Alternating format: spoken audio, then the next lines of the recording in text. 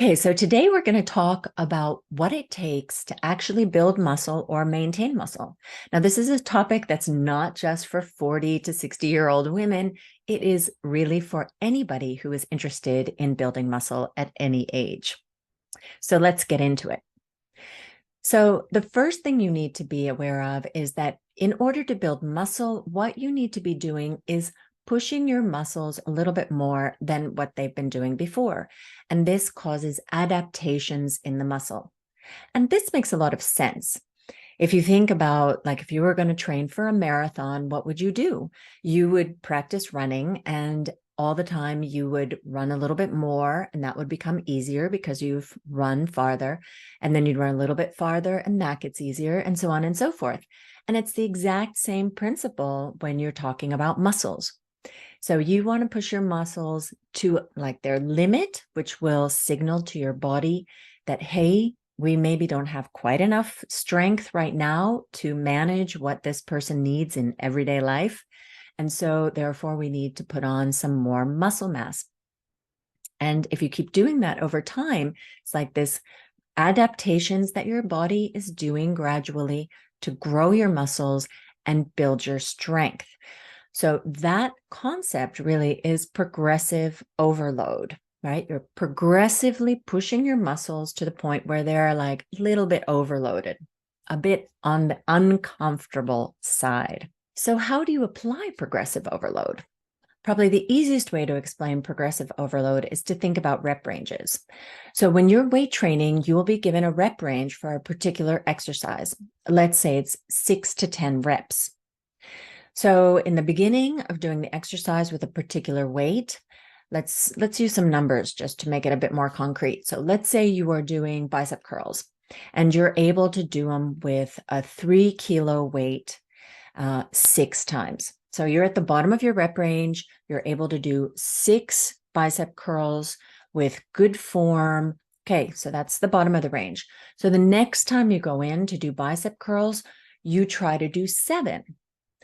And the next time you try to do 8. And so each time you try to do one more rep.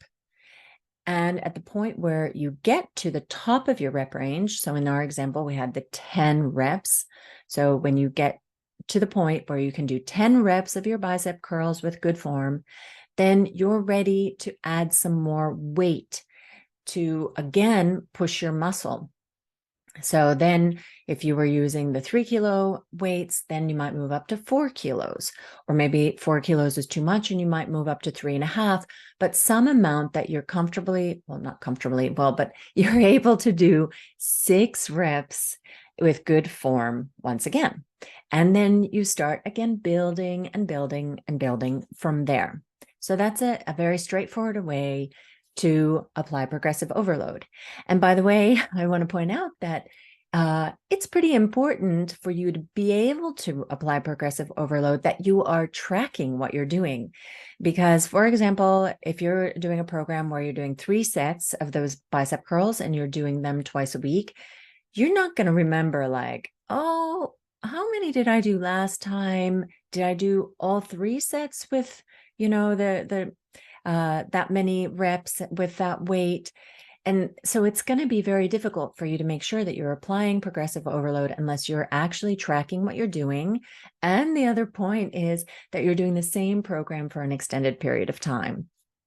So that was the first factor, which is applying progressive overload. The idea that you're constantly challenging your muscles to do a little bit more and a little bit more and a little bit more. Okay, and factor number 2, and this goes kind of hand in hand with this progressive overload, is that you need to be training close to failure. So what is failure? So failure is when you get to the point of doing, let's stick with the bicep curls. You're doing those bicep curls and you just, cannot get that last rep done. Like your arm stops halfway up. Okay. You've gone to failure. Now, you don't actually need to get to the point that you fail while doing that last rep, when you've gotten a little bit of experience with doing weight training, you can pretty much tell, like, do I have it in me to do one more or do I not? Right. And so you want to get close to that failure point, maybe where you've got 1, 2, or even 3 reps in reserve. That's what they call it, RIR, reps in reserve. And that means that you're training with a high enough intensity that you are going to stimulate your muscles to grow.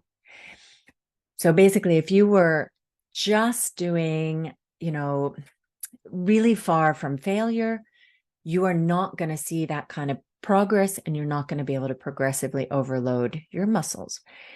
So you need to be training close to failure or to failure. I do feel like it is a good idea to actually go to failure on some exercises, just so you learn kind of where your limit is. Now, I'm not saying push yourself so that you pull your muscles or hurt yourself. And you definitely need to choose which exercise you would even go ahead and do that on. Because let's say like a back squat, I would not be like testing my failure point with a back squat, especially if I am training alone, because there you could actually hurt yourself. But a bicep curl is pretty safe to be testing to failure. If your arm is not going all the way up, well, what's the worst thing that can happen? It'll straighten and then you'll put down the dumbbell. So there's not much danger there in testing what it is like to go to failure. Now, personally, I like to train to failure quite a bit, and I don't find it at all painful. I do fairly short sets because I'm really looking for like power and strength adaptations. And when I train to failure, can't get the arm up, and that's that. But I know that for different people, it can feel a little bit different. So anyway, it'd be really interesting to hear how training to failure or close to failure feels for you, because I know that some people, they find it more uncomfortable than other people do. It's a bit individual. Okay, so we've gone through the first 2, which was progressive overload and training to failure. If you're enjoying this episode and don't want to take notes, I actually have the perfect solution for you. Go download my 5 things you need to do to build muscle. It's a freebie which summarizes the points in this podcast. You can find it at www.befitafter40.com/build muscle. Now, the third thing, which really relates to these 2, is what kinds of exercise you're doing. So if you now think back at those 2 topics that we just discussed, it becomes pretty clear that you're not going to be able to apply those 2 principles if you're doing, let's say, I don't know, a group fitness circuit class or a pump class or something like that, because you're actually not counting how many reps you're doing. You're not making sure that you're going to failure. You don't have that kind of control over, okay, now we're changing, now I'm going to go to close to failure, and now I'm going to swap which exercise I'm doing. So it really, muscle building lends itself best to an environment where you're actually weight training at a gym or at home and using weights and tracking and doing the progressive overload and these kinds of things. I feel like I didn't explain that very well, but anyway. So, and things like yoga and other exercises. Yes, I would agree that if you go to yoga, you are going to get stronger. You're going to notice that, you're going to have more like push-up strength and these kinds of things. It will happen, when you've been doing yoga long enough, you'll get stronger. But I would still say that you're going to do that a lot faster if you were, for example, just doing push-ups at home or bench pressing or something like that, where you're consistently, applying progressive overload and pushing your muscles close to failure. And actually, I like to use the term resistance training because you can apply these principles of progressive overload and training close to failure with a lot of different kind of tools. So you can do body weight exercises. There are a lot of people who are really into that, like the ones who do the street workouts and all that. And oh my God, they are really strong and they have great muscles. You can also use dumbbells, you can use barbells, you can use machines at the gym. You can use rubber bands. Yeah, if you don't have anything else, then yeah, rubber bands.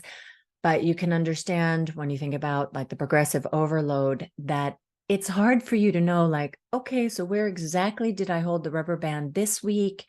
And how can I hold it a little bit closer next week so that it has even more resistance than it did this week, if you get my point. So the rubber bands are harder to work with that. And then there are some other issues that I won't go into here. So, if you only have rubber bands, okay, use the rubber bands. But if you have access to something else, then that's most likely going to be more effective as far as building up your strength and your muscles. Now, then the other part of building muscles actually is stuff that happens outside of the gym. So one very critical thing to understand is that muscles are not actually built in the gym. You are in the gym stimulating muscle growth, right? And then it's after you've been in the gym that the building actually happens. Stimulation is the workout. Growth happens after the workout. So you need recovery. It is key. Recommendation is 48 hours between training the same muscle again. So you give it a chance to really recover and to grow as much as it's going to grow from that workout that you gave it. So this is another point where, if you're doing a lot of classes, fitness classes nowadays, it's super popular to be training your glutes. So if you're going to these, even if they're aerobics classes, a lot of times they're doing different exercises for your glutes. So you may end up overtraining your glutes, not giving them a chance to recover and actually grow. So you may actually make more progress by doing less glute workouts. But for sure, at least the 48 hours between training the same muscle group again, that is somewhat individual. There have been some studies showing that women recover faster. Also, that with age, your recovery may slow down. I personally have found that 3 days off between training the same muscle group again works really well for me. So I do like lower body Monday, upper body Tuesday. I take Wednesday off. Then, I go for lower body, upper body, and so forth. So, and I don't mind if I miss like an extra day in there. I find that sometimes I go back really a lot stronger. So there's the recovery aspect of it. And then finally, there is the nutrition aspect, right? So one thing is that a lot of women, especially in the States, are under eating. And if you are not getting enough calories, in general, so you're in a calorie deficit, it is going to be harder for you to build muscle. Now, if you're brand new to muscle building, then you are probably in this sweet spot where, this newbie gains sweet spot where you can actually build muscle while you're losing weight. So that could last like a year, maybe a little bit longer. But you do need to fuel your muscle growth. The one thing you will need, so even if you are in a calorie deficit, if you're in this newbie phase, make sure that you're eating enough protein, because muscles are actually made from amino acids, which you get into your body by consuming protein. And if you don't have amino acids, then what are you going to build from? It's like trying to build a brick house, and you got no bricks. It's not going to happen. And you need to be very consistent about eating this protein, because amino acids are one of those things that, unlike, fat and other kind of energy, you don't store them in your body. So your body takes in the amino acids, breaks them down, but there's no like place to store them. Okay. They just use them or they break them down. So it is really important that you are eating protein every day. I try to do it and recommend that you eat protein at every meal, because the amount of protein that you should be eating, to ideally to build muscle, is somewhere around 1 gram per pound of body weight. Yeah, so that's actually quite a bit of protein. If you tried to get that in one meal, you'd be like gagging at the amount of protein that you need to eat. So make sure that you are structuring your meals around your proteins. So in the morning, for example, I have 2 eggs and I have Greek yogurt. I have a snack in the middle of the day that's cottage cheese. For dinner, I make sure that I have some kind of protein like chicken, ground beef, pork, something. Tuna is also a very good source of protein. And then after my workout, I actually have like a protein shake, a whey protein shake, to make sure that I'm getting a extra boost of protein, because after the workout, your body can absorb that protein better. This has been shown in women. So I have like a shot, like really a big shot of protein right after my workout. And then when I get home, I have my normal dinner, which will have protein and carbs and fats and everything. Yeah, so make sure that you are also remembering to fuel your muscle growth. So those are basically the main things that you need to be really aware of when you are trying to build muscle. You have the progressive overload to keep challenging your muscles to do a little bit more and a little bit more. You want to train close to failure. And the way I think of it is that it's really those last 3 to 5 reps before failure, which are the ones that stimulate your muscles. So, when you're having that trouble lifting in those last reps, just encourage yourself on, like, come on, come on, come on. These are the ones where the magic happens. So just keep pushing yourself to do them. You want to make sure that you're doing the right kind of exercises. So get yourself a good program and follow it, do the tracking, all the things. If you need help with that, reach out. Happy to help. Then there is the things that you do after your training. In other words, you want to make sure you have enough recovery days. I actually recommend that 2 days a week you don't train. You don't go to aerobics. You don't go to the weight room. You take walks and then eating enough protein. So I think if you've got those basics down, you should be seeing results from your weight training workouts. If you want more information on the benefits of weight training, then definitely check out episode number 2. And then I also discuss how it is that weight training is building your muscles in the muscle biology episode, which was episode number 4. So I recommend those 2 as good additional info for anybody that has watched this or listened to this podcast. And as always, if you have any questions or comments, I would love, love, love to hear from you. This podcasting is kind of an interesting world because it's like you put out these podcasts and you don't hear anything back. There's no way to like or comment or anything on your podcasts. So really, I appreciate any kind of feedback that you want to give, any ideas, any questions, anything like that. It's nice to know that someone out there is getting something out of this. You can reach out to me always in Instagram, BeFitAfter40 with Lynn, or on my website, www.befitafter40.com. All the links are in the bio. And until next time, happy training.